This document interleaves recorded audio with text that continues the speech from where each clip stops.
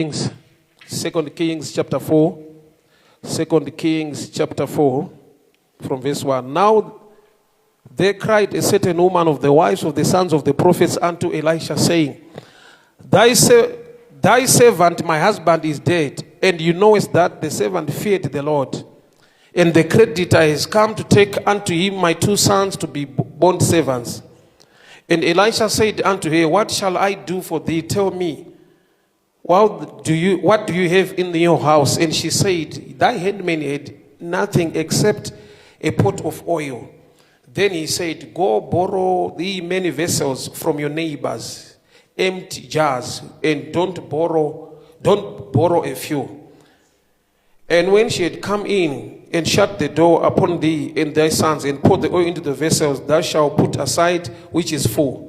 She went from him, shut the door upon her and her sons, and who brought the vessels to her, and she poured out. It came to pass, when the vessels were full, that she said to her son, Bring me yet another vessel. And he said unto her, There is not a vessel anymore. And the oil stopped. Wali wakudzwe nekuda kweshoko rawo. Takutendai baba masikana utaurai kuupenyu wedu. Muzita ra Jesu, amen. Nyaya ndodatara pano ine chekuita ne character zvikuru sei, character yemunhu. Kune nyaya dzisiri kufamba zvakanaka muupenyu hwemunhu, kwete nekuti Mwari havadi kana kuti havagone. But sometimes your character matters most pane chida kunzwa naMwari muupenyu. Panapa ndine mukadzi ane dambudziko raainaro, akaenda kuna Elisha ndokubva ati murume wangu aishanda nemi muranda wenyu akashayika, saka ndokubva asiya zvikwereti. Saka muridzi wezvikwereti ari kuuya ada kutora vana kuti vave nhapwa. Ndinofara kuti mukadzi uyu ane imwe understanding iri a bit better than the husband, because the husband waiseva Elisha ndokubva asiya pamba pane chikwereti paine dambudziko.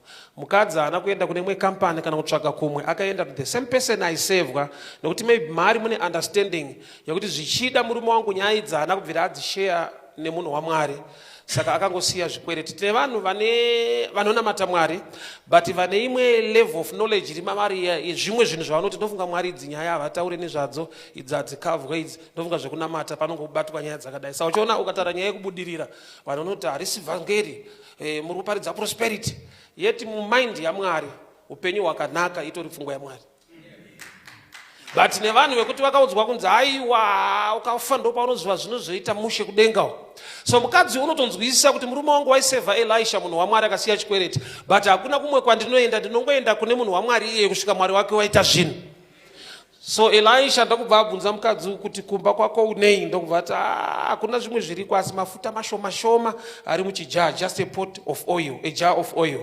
Ndokubva apiwa instruction iri a bit weird yekuti chienda kuma neighbors ako, go and borrow vessels. Usatokumbira mashoma, kumbira akawanda. Mafuta ainawo mashoma, but ari kunzi pekudirira pacho tsvaga zvitini zvakati wandei, but go and borrow from your neighbors. Simba raMwari riripo rekuita zvinhu, but zviruda kushanda necharacter yako pakuti vari kunzi neighbors to your life vanhu vanorelata newe, vanowirirana newe. Ukanetseka uende kumunhu wese wese, unoenda kuvanhu vaunotaura nawo, vaunowirirana nawo, vaunoziva kuti munonzwanana, ndo neighborhood yako. So anonzi neighbor ane chekuita newe, character yako, ukama nevanhu. So mukadzi, you remember, she was a wife wemuprofita. My prophet munongovaziva kana vari musociety, dzimwe nguva vane network yavo yekuti havataure nevanhu vese vese nekudii nekudii, but instruction yaari kupiwa manje kuti dambudziko ripere ine chekuita neukama hwavo nevanhu, but ivo manje vainvowo my prophet. Saka status iyo dzimwe nguva yakaita kuti vave nenetwork shoma, vataure nemunhu wese wese, vane protocol dzavo. But miracle kuti ichigadzirika mumba umu iri kunzi your neighbors, they are part and parcel of the answer. So enda unokumbira zvitini from your neighborhood. Number one thing, neighborhood yake influence ye character yake in society. Hazvina basa kuti anogara kuchitungwiza. Vanonzi neighbors ako vanhu vanotaura nawo. Saka kukura kwenzvimbo yaunogara zvinoti uchiona zvitini zvakawanda, unogona kutowana zvishoma nekuda kwekuti unotaura nevashoma but uri munzvimbo yakakura. So kune zvinhu zvekuti Mwari vakada kuita chiri kutostopa kuti vaite zvakawanda, nokuti apa mafuta haana kupera. Rangu rati paakanzi ndipewo chimwe chitini tidire, vana vakati zvitini hapasisina, and the oil stopped. Kutoti mafuta haachaflowe nokuti hapana capacity yekucontainer. Zoreva kuti dambudziko rine mukadzi uyu rinopedzwa kwete nesimba raprofeti, but nyangwe simba riripo, how you network with people in the society determines maliters aunowana. Saka control yemaliters haisi kuheaven, iri paearth nekuda kwecharacter yemunhu ari paearth. Satine zvimwe zvinhu zvaunoti asidai Mwari vaita zvikuru mandiri, avaite zvikuru mauri kusvika wakura mavari. Kune zvinhu zvokuti unotarisa unofunga kuti Mwari vachaita, nokuti ndinonamata Mwari vachaita. Hongu vanoita, but zera rako rine nyaya. Mwana wako akanzi apasa kuchikoro, maybe kugrade 1 grade 2, mari yaunomupa haumupe mari yauinayo yese, unomupa mari ngezera rake, capacity yekuenda. Haugone kupa mwana wako 5,000 US apasa grade 3, even uchimuda, even uinayo. Why? Level yemari yaunomupa izera rake kwete rudo rwako. Saka kune zvimwe zvinhu zvinoitwa naMwari nyangwe achikuda sei, zera rako ndo control, kwete rudo rwake. Rudo anarwo rwakawanda, but anotoziva kuti apa tinokushaya. Breakthrough uri kuida, but panogona kutobuda futi breakdown mubreakthrough, nokuti zvakanaka zvikaitika moto kuna kutokushaya. I remember achitaura nyaya iyi musi wandatanga kuya pana kuti miracle yakaitwa naJesu yekuwanza hove nechingwa, challenge hombe yakavapa kuti hove ndo dzakapera, chingwa ndo chakasara chikaiswa mabhasiketi 12. Saka ndaifunza kuti hove dzine nharo kuti ingadzaramba kuwandawo zvekuzosara, but akadiscovered 3/4 yemadisciples vakabva kufishing. Saka mumusoro mazitime bhaya achirimo, pakangosara mabhurimu, pakangosara umwe miramba. Peter anogona kuita 2 days asiri paservice, because vandoziva kuti zvadzoka zvekubasa kwedu. Saka even pamunana chaipo waiwa necontrol yekuunderstanda vanhu vaari kushanda nawo, kuti chingwa chikawanda hazvina problem, but pakawanda fish, Peter naJames vanogona kushayika for 2 days paministry. Saka chakaita kuti hove dzisawande itype yevanhu vaifamba naJesu vaiswera kuhove kwacho. So kune zvimwe zvinhu zvaunoti asidai Mwari vanditirawo zvinhu zvakakura izvi, nyangwe vane simba nekuita zvakanaka, your character, your level of understanding matters most. Havagone kuita zviri beyond control yecharacter yako. So amai havanzi haasi profeti achafamba mulocation kuti mutendi wangu muonewo nezvitini, mutendi wangu muonewo nezvitini. Simba raMwari riripo rokuti mafuta awande, iwewe chienda. Saka panoti iwewe, ndofunga iwewe gonotoziva kuti panoti iwewe ndo pane nyaya. Mwari vane rudo nyasha dziriko, but panoti iwewe Mwari vakada kushanda newe. Musociety yandakakurira neni kumaini kumazoo, taigara muenvironment yekuti munogona kuti ukapera unokumbira panext ukapera. Pandaishamisika hwedu kumba kwaiti ukapera, ndainzi enda kwaamai Rosi line rechi 6. Pesa apa pane vanhu varipo ende upfuva nawo, but mai vangu vaiti enda kwaamai Rosi. Taijambirei maraini esai. Ndo pandakaunderstanda kuti nyangwe vanawo vari close to you, but kana musiri close pa relationship, kuwanda kwawo uri pa next akushanda. Munogona kutorara nenzara pane ndo pane hufu nokuti mutauri nawo. Saka munhu waMwari haasiri yacha. Oza kune zvimwe zvaunofunga kuti chechi chanditira, bishop wachanditira, vachandinamatira zvinhu zviitike. Pane paunonamatirwa, but nyaya yako iwe wacho wanamatirwa iri part and parcel yekuti chinhu chibude zvakanaka. Saka mwana anopedzera chinja chechi, ndofunga mufundisi havana power, zvawakanamatira chacho hazisi kuita. Kune zvekuti ukanamatira wapiwa spiritual empowerment, but your character matters kuti chinhu chibude zvakanaka. Saka profeti havambofa akaudza vanhu kuti mukadzi uyu mupei zvitini, ishirikadzi akafirwa, zvanzi go and borrow. Iwewe ndione task, go and borrow vessels from your neighborhood, from your neighbors. Usakumbire zvishoma, but zviri pachena kuti amai ava vakakumbira zvishoma, kureva kuti character yavo ndo malita zvacho, kwete power raprofeti. Saka pamwe pacho kwaunotopinda power ririko, but pauri harishandi. Saka uchiona saini yekuti simba ririko. Saka uchiona kuti muchechi kwaunopinda hakuitwe nguva yematestimony inoitwa. Vanhu vapupure vanopupura zviri kuitwa naMwari kwamunopinda ikoko, kungoti Mwari wacho haite newe chete, but kwaunopinda unotoziva kuti kune zvinoitika, but kuti achiitawo newe manje ndo pane nyaya. Saka panoti iwewa pane nyaya. Enda unokumbira zvitini, usakumbire zvishoma. Kana watopiwa zvitini, saka uri kuona kuti kuri kunotorwa zvitini, haisi nyaya kuti unokumbira vatendi kana imwe chechi. Your neighbors, neighbor haine type yechechi nechichi. Kuti sometimes your network yako ikava iri too much church isinei nekungorespekta vanhu musociety, une zvimwe zvaunolimita Mwari kukuitira, nokuti pamwe pacho Mwari havaiteni vanhu vekuchechi kwenyu.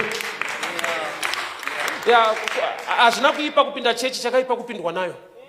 Ikakupinda wapinda busy. Chechi ikakupinda ma1, iwe ukaipinda it's okay, but ikapinda iwewe. I remember ndichiparidza pastreet, hakuna akauya zvanzi, baba shoko marova, munopinda kupi? Pandakataura chechi, mufaro waakaita kudarika message andichiparidza, ndazoona kuti yakamupinda. Zvanzi uri mwana wekwedu chaye, ndo kwaunopinda. Akanyesonzwa chechi, unyesonzwa kuti chechi iri kuita. Iwe ukaipinda haisi problem, but iwe ikapinda iwewe, une zvimwe zvaunodzivisa kuti Mwari vakuitire, nokuti Mwari wacho haaite zvemachechi ka.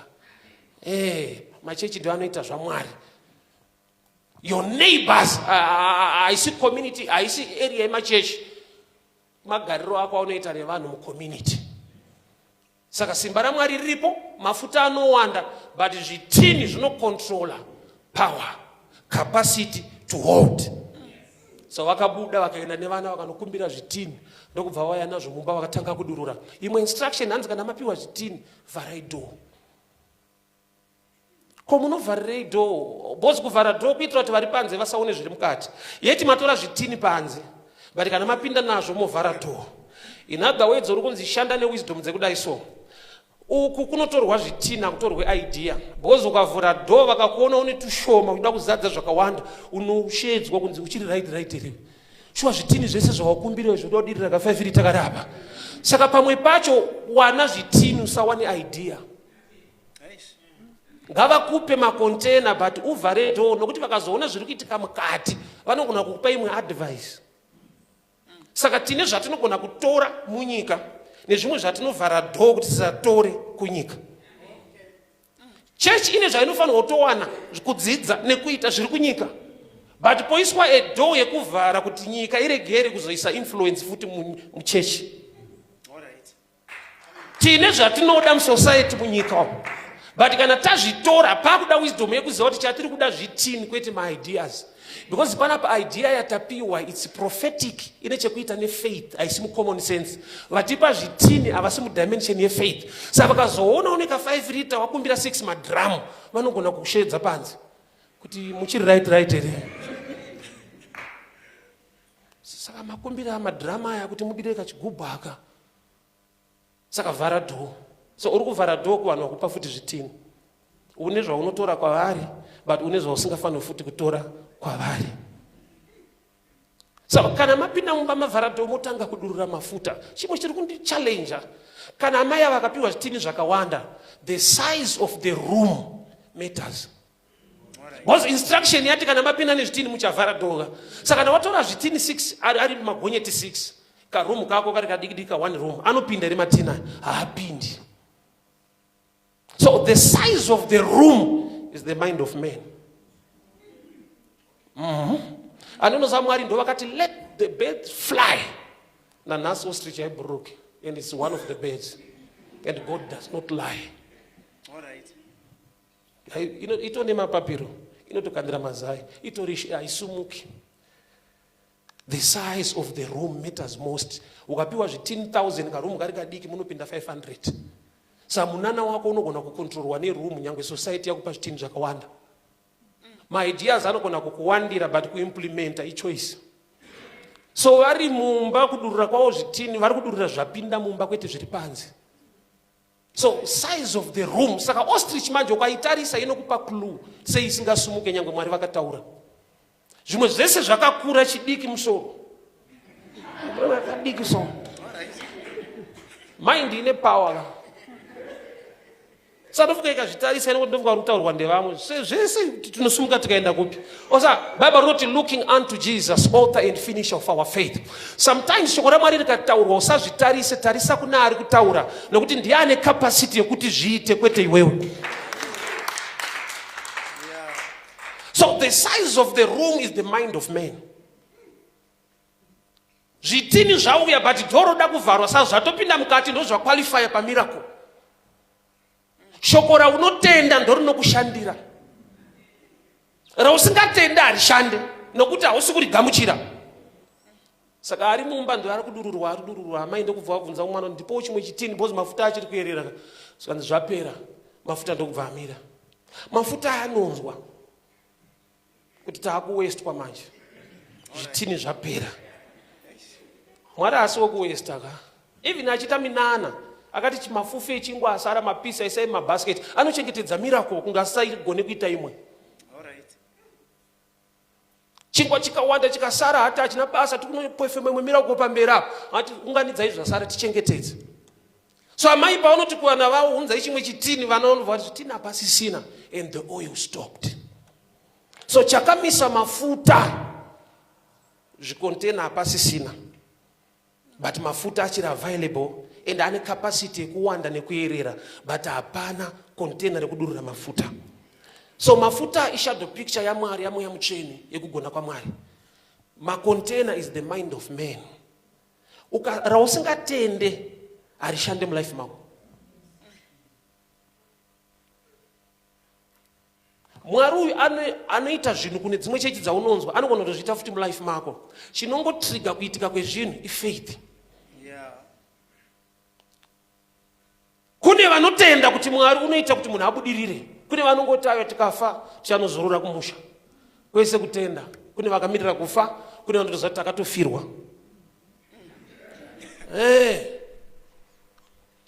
Prayer painoti thy will be done on earth as it is in heaven.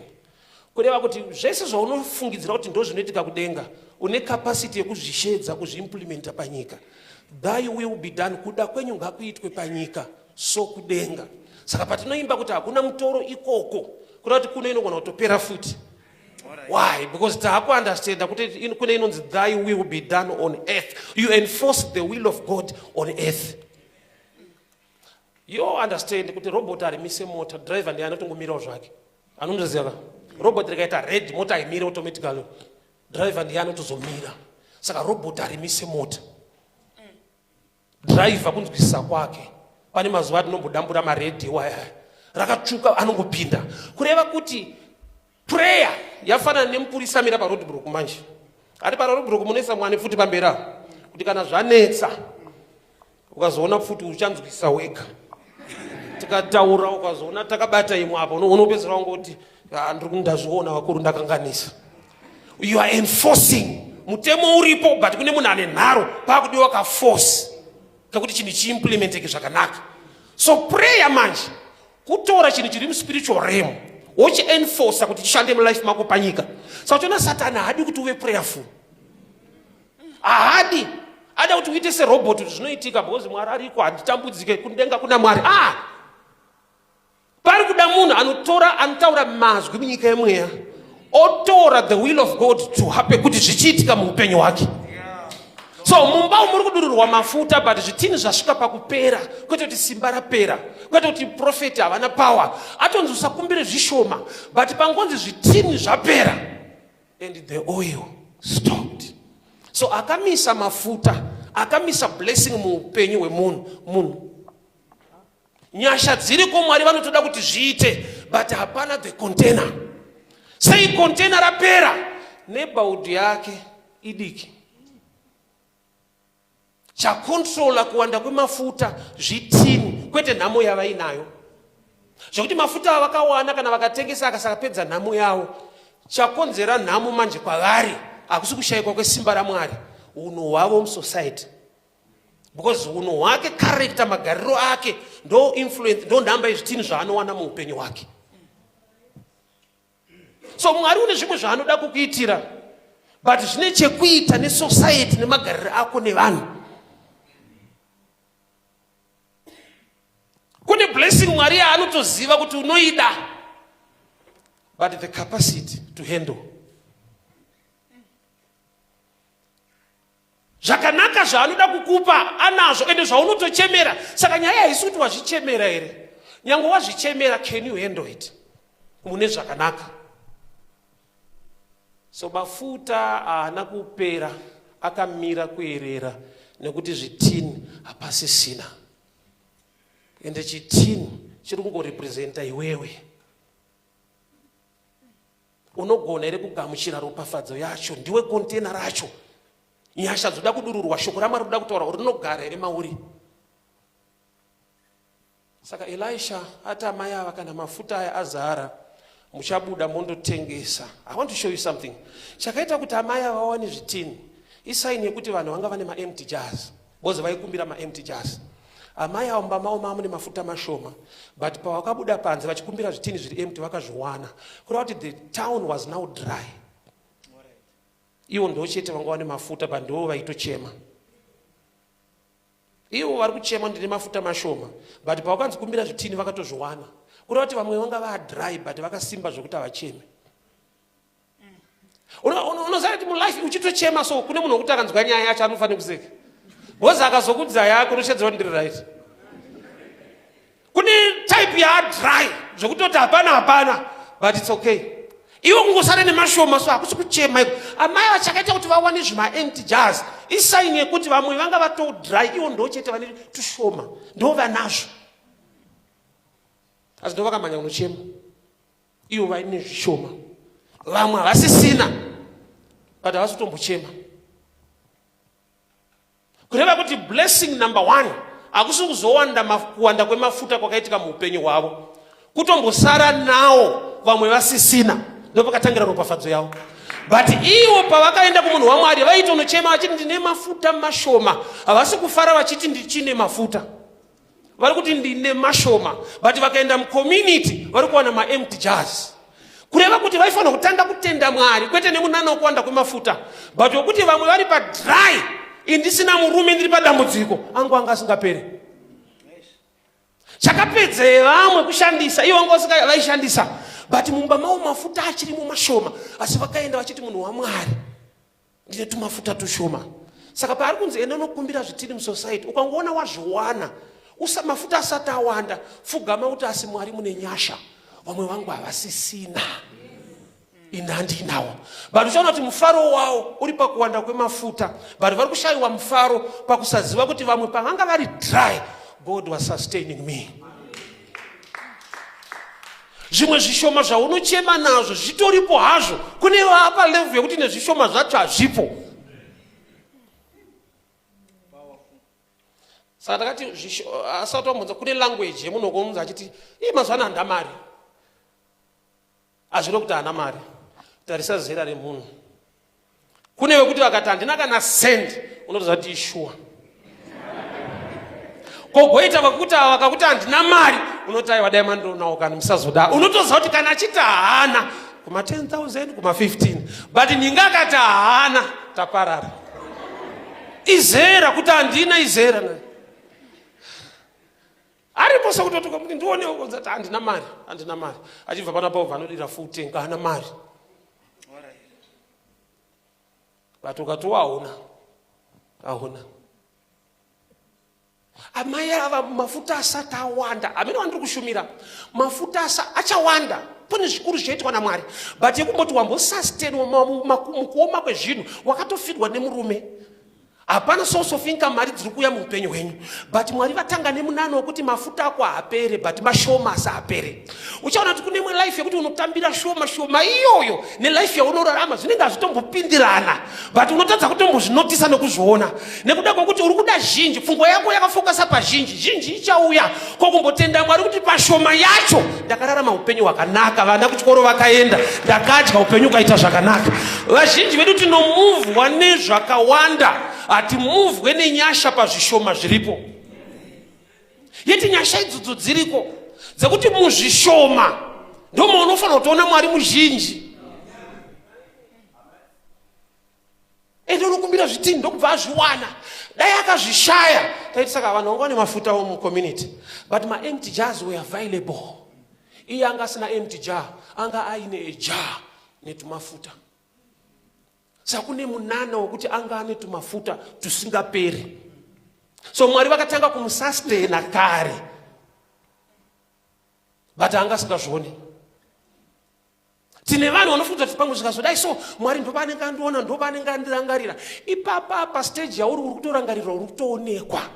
Inyaya yekuti you compare yourself with others. Munonoka life ke competition so kuti but omwe wangu ananingi vazodai, omwe wangu ananingi vazodai, hatitangire pakafanana. Nokuti hatisi kuenda kwakafanana. Pane nguva yekuti mukatoenzaniswa muchimhanya marounds muground race marathon mukaenzaniswa muchimhanya 10 rounds mukatoenzaniswa, so zviri unfair. Anomunoziva kana vatomiswa mwanomira chipambera mumwe pamashure mumomira kusero, hakuna anokomplaina kuti one vamwe matovaisa kumberi mukudzvanyirira. Ane understanding yekuti kumberi uku kana taakuzotena mumwe ari pama1 ari kumberi uyu achachekerera kwakanyanya. Indakatotena ndiri panapa, so ukava neunderstanding yezviri kumberi haugone kukomplaina muna today, nokuti Mwari ramangwana, I know the plans I have for you, not to harm you. So indaibatikana kuti mukadzi akaitirwa miracle mafuta akawanda. It's true, miracle yakaitwa mafuta akawanda, but chandakaona chekuti aitova nenyasha dzekuti vamwe pavanga vari dry, she had something, although zviri zvishoma, but Mwari vaizvisustain muzvishoma mazvo. Ausatoona vanowana zvishoma nevanowana zvizhinji, ukazotarisa life unogona unenge vakatofanana, kuti but ane zvizhinji amene zvazvinoita so. Zvimwe zvizhinji zvinenge zvinoshedza nhamuzhinji. Wakamunzwa matambudziko evazhinji vezvizhinji avo? Pane zvimwe zvirwere zvaunotozwa kuti zvinyowani hazvinyatsonzwisika. Zamene challenge yakadi inotoda kuIndia.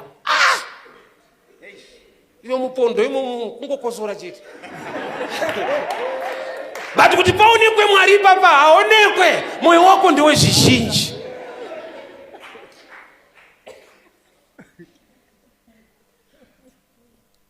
Amene kuti Mwari vanozvibalansa sei, but tinotadza kuona.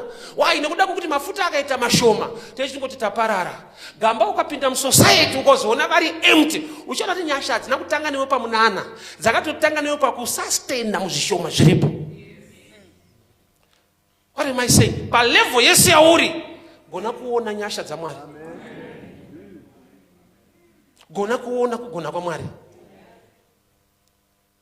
Zvichida zhinji yauri kuda isati yauya, but nyasha zhinji hadzina kuuya iri mulife mako. I relate with this understanding. Pane pandakamboenda kuWestgate kune imwe shop so inotengesa furniture, sataida machairs. Machairs aita 1000 years. So ndakapinda aitengesawo ndobva handiziva. Ndoti ndimi, ndikati tinotodawo machair aya. Zvanzi kana murimi akuita 600. Saka inonzi kana murimi haisi figure. But musuwe ndakaziva kuti ka4 kakabviswa. Saka pamwe pacho Mwari hakupe 1000, anokupa 6, obva akuwedzera nekana murimi. Zviriko. Chiri kunzi kana murimi ndo nyasha dzacho. Saka nyasha dzacho pamwe pacho dziri dze4 wire, uchitofamba so uneka grace ke 400. Uchazoona kana wakutenga zve1000 zvinogona kuita 6. Sapfungwa yako ndekuti asidai ndabata uzhinji inobatwa nevamwe, dai Mwari muzhinji handibata pa stage yandiri mu life. Nekuda kwokuti kune zvisingauye nekugona, zvisingauye nezvizhinji zvinongoya nekuti Mwari vane nyasha neupenyu hwako. But pfungwa yemunhu ndeyekuti asidai Mwari vachitira zvakati, dai Mwari vachitira zvakati, okanganwa kuona kuti ari kumboitei muna today. Muna nhasi wacho, munguva yazvishoma nekunetsa kwezvinhu, Mwari vari kuitei. Chako ndechekuti asidai zvawanda, dai zvawanda. Kuwanda tinokuda, increase tinoida. But ngatigonei kutenda Mwari pa a jar of oil. Why? Because the community is now dry. Vatokupa, vakutorwa muri usina mafuta ende vatojaira vananga na pressure nazvo. Iwo une mafuta mashoma ndiuri kuchema kuti ndaparara. Neighborhood yako, town yako iri dry, hakuna ane chinhu, ma-empty jars ega. Saka pfungwa yangu kudhara ndaita saka pakaitika munana Mwari wakamurangarira mukadzi uyu. Mwe muchenera kubva andidzora kumashure zikanzi anga akatorangarirwa. Munana usati waitika. Because ake anga asiri kupera, but anga asingazvioni. Kusvika musi waakataka kudurura muzvitini, imagine kachitini kadiki ka 5 liter kachizadza zvima 10 liters zvanga zvirimo. Ndane pfungwa yekuti mukadzi yanga asingadurure mafuta anga ari mujaha. Because ari mujaha kana ari mu 5 liter uchidurura ma 10 liters kana ari 6, hauchadurura zviripo izvi. Aidurura zvisipo. Nokuti zviripo zvine ma liters azvo zvishoma, a small jar of oil. So kana uya ne 20 zviri pachena kuti haasi kudurura mafuta ari kuoneka. Ari kuoneka ndo point of contact. yokuti ugone ngosumudza uchidurura. But nyasha kune dzekuti zvauri kudurura zvisizvo zviri kupinda, nokuti zvauri kudurura zvishoma pakontena riripo. Saka dzimwe nguva unogona kusaona dzimwe nyasha dziri muzvishoma zvauinazvo kusvika musi waunozodurura. Kuti une mafuta akawanda, but akawanda kudaro anga ari 5 liters, but denga ritoziva kuti une 50. Kusvika dhera uchatanga kumadurura. Mwari ane favor neupenyu hwevanhu, but hapasi pese patinonamatira zvakawanda tichiti pamwe ndo panoratidza kuti Mwari akuitira favor. Muzvishoma gona kuona imwe blessing iripo. Go and borrow vessels. Apa murume wacho anga afa, anga asiya futi chikwereti. Ndokubva udzwa futi enda unoita sei unokwereta. Ndofunga vaida kubvisa ka blame spirit. Because report yake kuti murume wangu akandisira zvikweretu. Hanzi ngaambokwereta aone kuti zvinoshanda futi. Zvokwereta. Murume akasiya chikwereti akanokomplain nawo kuti takasirwa zvikwereti. Zvanzi uchienda unokwereta. So in other words, nyangwe murume akaita era anga akasiya chikwereti. But chikwereti ichocho ndo chakava formula yekuti vazorarama. Why? Nokuti Elisha akati kumukadzi uyu, kana madira mafuta munonotengesa mubhadhara chikwereti, asara murarama. Kurati kurarama kwavo kuri mumafuta, but kwaitoda chinotrigger kuti vazoti anowanda. Saka pakasiyiwa chikwereti. I've come to realize this. So chona handigone kutuka kana kushora vanhu vakuru, especially in the body of Christ. Nyango vakaita mistake. Why? Their mistakes time yekudzidza kuti ndiregere kuzoitawo izvozvo. Saka ivo vakaita mistake, ini kana ndava muministry ndinotoziva kuti izvi hazviitwe izvi, nokuti vanhingi vakazviita zvikavadonhedza. Saka mistake yavo teaching platform yangu. Saka ukazona ndani successful inyaya kuti kune vane zvavakatadza ndikadzidza, zvokuti dai vasina kutadza izvozvo ndindaizvitadzawo. Unenge munhu atsika banana akadonha, ukazaona goko rebanana pamberi apo, wega unotoziva kuti hatichadonha futi. Taakuzivana tsano, hamundidonhedzi.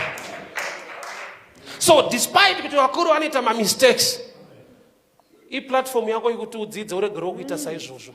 Nokuti vakasaita mistake iyoyo muri musame field uchazviitawo. Mai Mwari atiwanira nyasha. Ndaifungidzira kuti kuwanda kwemafuta ndo wanga uri munana. Svika mweya mutsvena unoti munana wanga uri pakusustain mashoma iwayo, nokuti vamwe vese nandisinei nawo ndandangodhila nemba iyoyi. Ndo imba yanga isingaperi mafuta. So there are times yekuti zvaunonamatira zvakawanda hongu Mwari vachaita, but unoti umboona kuti zvisati zvaitika chiri kubva kusustaina zvishomo zvizhinji zvacho usina chii. Chambokuchengeta nekukugonesa muzvishoma imomo muchii. Nokuti yako haisi nyaya kuti unogona budget. Osa kune zvimwe zvokuti munhu achiti munhu ninga ana musoro, but dzimwe nguva yari kutambira yacho haiite kuti aite musoro. Haiitike. Because hainawo musoro. Saka vanhu kuti ngaaite musoro achitambira isina musoro. Osa vanhu vanongojaja vanhu havasifeya ka. But isina musoro pakaitika nyasha dzekumusoro pazvishoma izvozvo. Pane paunozoshawa, pane paunombonetseka wega kuti ndinozvigona sei, utoona kuti handisini ndiri kuzvigona. Because unoputika musoro nazvo izvo hazviite, but sei wasustaineka ipapapo. Hauna kana BP. Why? Nokuti pane nyasha dzakakusustaina.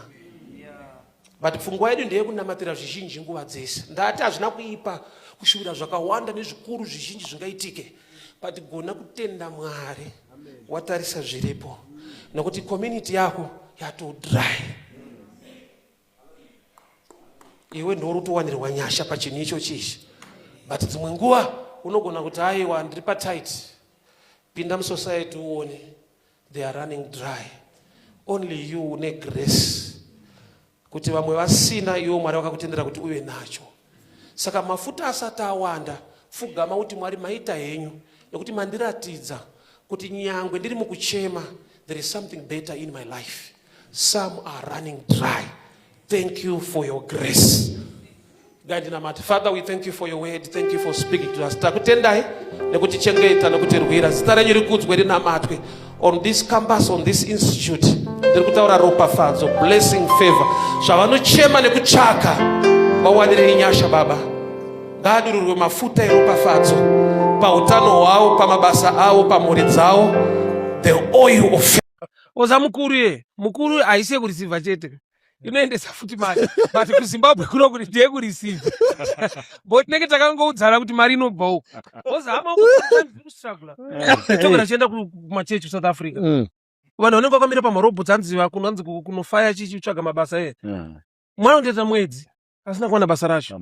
Saka kunoti chingoti problem yehama dzedu dzemafoto handi anzi taiona pastatus zodi uko kune nzvimbo dzakanaka hadzisi dzawo kungomira wotorwa hama dzakutokuma hakuna munhu ane beach ka saka akaenda kubeach afika short ndeu pakatenderera beach nejini mbeumo vakurowa majini kubeach. Tine zvinhu zvatinotora for granted zvatinofanira kuona asi Mwari maita henyu. Hatingafanani zvatingaitire Mwari, asi takangofanana kuti tine zvatiri kuitirwa. Munhu at his at her own level pane zviri kuitwa naMwari.